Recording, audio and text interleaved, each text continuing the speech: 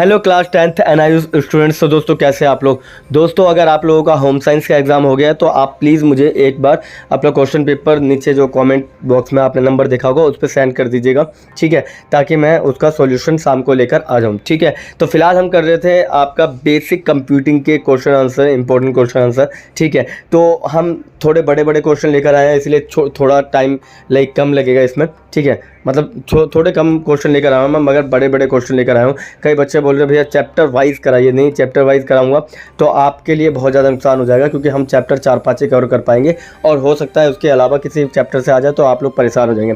इसलिए मैं PYQ करा रहा हूँ, यानी प्रीवियस ईयर क्वेश्चन करा रहा हूँ, जिससे आपको कोई भी तकलीफ नहीं होगी और ये हो सकता है इनमें से काफ़ी क्वेश्चन उठ के आपके एग्जाम में आ जाए, ठीक है। तो चलिए स्टार्ट करते हैं। आज फर्स्ट क्वेश्चन देखते हैं हमारे सामने क्या है। और फर्स्ट क्वेश्चन है, एक खाते से दूसरे खाते में पैसे ट्रांसफ़र करने के लिए किन्हीं दो इलेक्ट्रॉनिक तरीकों का उल्लेख कीजिए। तो पहला है नेट बैंकिंग और दूसरा है मोबाइल बैंकिंग, ठीक है। चलिए तो दोनों के बारे में पढ़ते क्या है। तो नेट बैंकिंग में हम जानते हैं कि इसमें वेब पोर्टल के तहत आप एक जगह से दूसरी जगह ऑनलाइन लेन देन करते हैं, ठीक है। इसमें अब मैं आपको चरण बता दूं, यानी स्टेप बता दूं।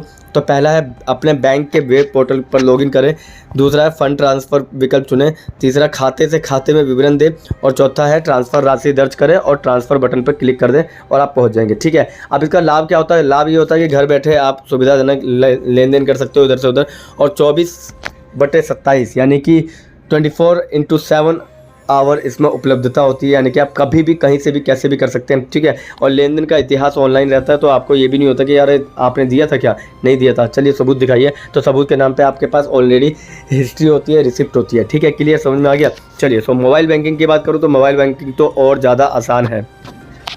तो मोबाइल बैंकिंग तो इतनी ज़्यादा आसान है कि भैया आप अपने स्मार्टफोन पर बैंकिंग ऐप का उपयोग करके पैसे ट्रांसफ़र कर सकते हैं UPI के ज़रिए, ठीक है। अपने बैंक का मोबाइल बैंकिंग ऐप डाउनलोड करें और इंस्टॉल करें और उसके बाद ऐप में लॉगिन करें, फ़ंड ट्रांसफ़र विकल्प चुनें और उसके बाद खाते से खाते में विवरण दर्ज कीजिए और फिर ट्रांसफ़र राशि दर्ज करके ट्रांसफ़र बटन पर क्लिक कर दीजिए, ट्रांसफ़र हो जाएगा, ठीक है।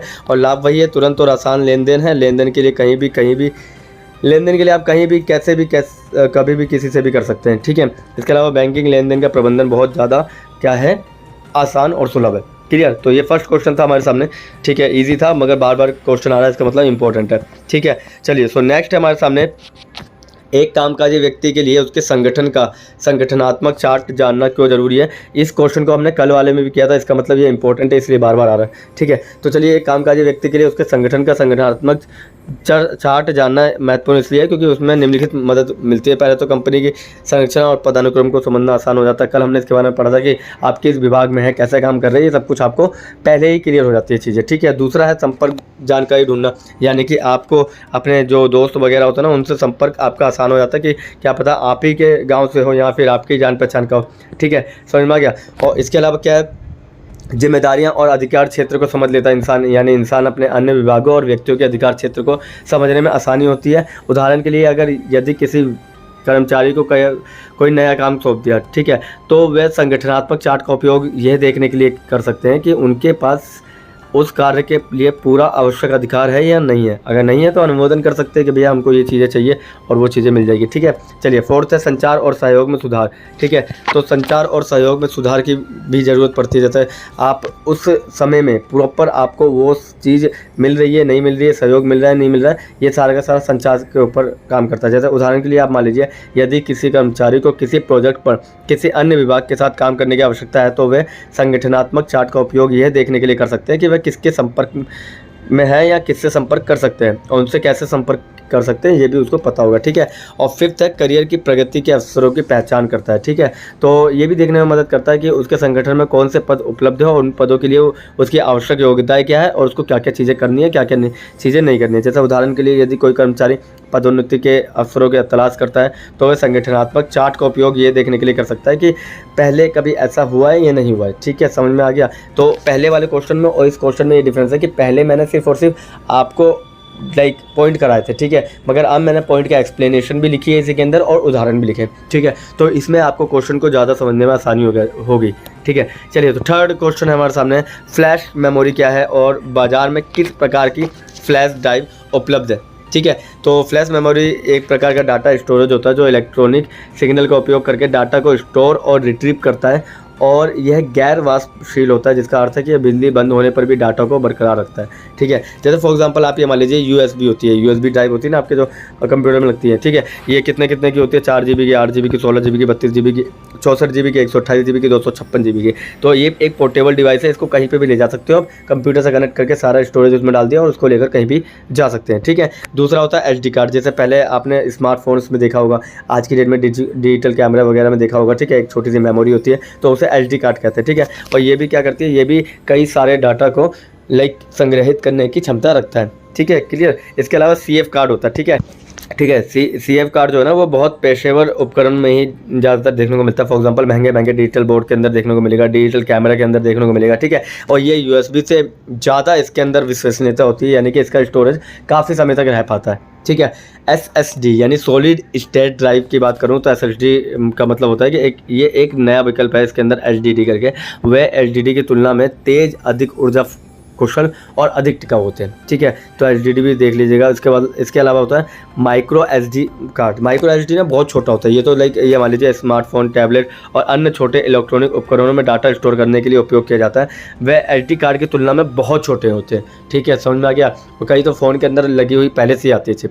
ठीक है, आपने देखा होगा ना, पहले 2 GB 4 GB की चलती थी, आज से 10 साल पहले। ठीक है, उस समय फ़ोन में इतने स्टोरेज होते नहीं थे, तो एक्स्ट्रा में लोग 32 GB 116 GB यूज़ करते थे। अगर आपने की है तो आप मुझे कमेंट बॉक्स में बताइए, हाँ भैया मैंने की है। कितने GB की है ये भी मुझे बताइएगा। ठीक है, चलिए, तो 6 है हमारे सामने XQD कार्ड। XQD कार्ड जो होता है ना वो उच्च अंत वाले डिजिटल कैमरों में, वीडियो कैमरों में डाटा स्टोर करने के लिए उपयोग किया जाता है। ये CF कार्ड की तुलना में तेज़ और अधिक विश्वसनीय होते हैं। फॉर एग्जांपल आप जब फिल्मों की शूटिंग देखते हैं ना तो उसके अंदर XQD कार्ड का ही यूज़ होता है। क्लियर, समझ में आ गया। तो चलिए, नेक्स्ट है सीमा कंट्रोल पैनल का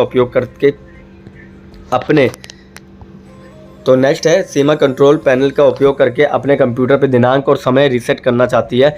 परिवर्तन के लिए उसे जिन चरणों का पालन करना चाहिए उन्हें लिखकर उसकी सहायता करें। यानी सीमा कोई होगी, वो अपने कंट्रोल पैनल पर कंप्यूटर पर दिनांक और अपना समय रीसेट करके दोबारा परिवर्तन करना चाहती है। तो आप बताइए कैसे करेंगे। तो कंट्रोल करने के लिए देखिए पैनल खोलना पड़ेगा। विंडो 10 11 का अलग है, विंडो 7 का अलग है। ठीक है, विंडो 10 11 की बात करते हैं तो उसमें स्टार्ट मेन्यू खोलें और कंट्रोल पैनल टाइप करें। ठीक है, और वहीं विंडो 7 में स्टार्ट मेन्यू खोलें, सभी प्रोग्राम पर क्लिक करो, फिर कंट्रोल पैनल को चुनें। ठीक है, फिर क्लॉक और रीजन पर क्लिक करें। इसके बाद फिर बाय पैनल पर डेट एंड टाइम पे क्लिक करें।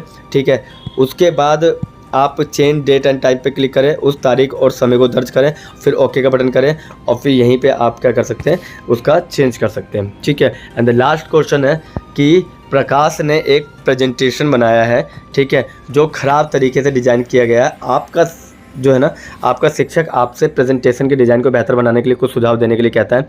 कम से कम 2 बिंदु आपको सूचीबद्ध करने जो प्रकाश को अपना कार्य पूरा करने में मदद करेंगे। ठीक है, तो एक बिंदु तो मैं बताऊंगा, दूसरा बिंदु आप लोग कमेंट बॉक्स में बताएंगे। अगर नहीं बता पाए तो कोई बात नहीं, नेक्स्ट वीडियो में मैं आपको बता दूंगा। तो पहला जो पॉइंट है वो है सरल और स्पष्ट लेआउट का उपयोग करें। ठीक है, प्रत्येक स्लाइड में केवल 1 या 2 मुख्य विचार होने चाहिए। ठीक है, पाठ को पढ़ने में आसान बनाने के लिए बड़े फ़ॉन्ट का उपयोग करना चाहिए। थर्ड है चित्रों और ग्राफिक्स का उपयोग करके जो आपके बिंदुओं को और आसान बना दे, ऐसा काम करना चाहिए। ठीक है, और बिंदुओं को ना थोड़ा अट्रैक्टिव दिखा दे। ठीक है, समझ में आ गया। तो ये था आपका 5th क्वेश्चन। अब यहीं तक वीडियो थी ये वाली। ठीक है, इसके बाद मैं अभी क्या है ना कि आपका होम साइंस का क्वेश्चन पेपर बना रहा था, फिर उसके बाद उसके आंसर्स, तो मैं इस पर इतना काम नहीं कर पाया, मगर अगली वीडियो में ज़्यादा क्वेश्चन के साथ लेकर आऊँगा। ठीक है, अभी बस इतना ही करवाना, अभी मुझे बस इतना ही कराना है। और आपने प्रीवियस वीडियो पर कॉमेंट नहीं किया कि आपको समझ में आ रहा है या नहीं आ रहा, इसलिए मेरा मन भी नहीं कर रहा था बनाने का, क्योंकि उस पर इतना व्यूज़ नहीं आया, लाइक नहीं आया, कमेंट नहीं आया, तो फिर मुझे लगा कि भाई बच्चे नहीं पढ़ने में इंटरेस्ट छोड़ेंगे। ठीक है, तो मिलते हैं नेक्स्ट वीडियो में। इसके नीचे कमेंट करके मुझे बता दीजिएगा अगर समझ में आ रहा है तो, नहीं तो फिर कोई बात नहीं, हम इंग्लिश पे काम कर लेंगे। ठीक है, तो थैंक यू, धन्यवाद। इसका जो 2nd पॉइंट है मुझे आप कमेंट बॉक्स में लिख के बताएंगे। ठीक है, चलिए, थैंक यू।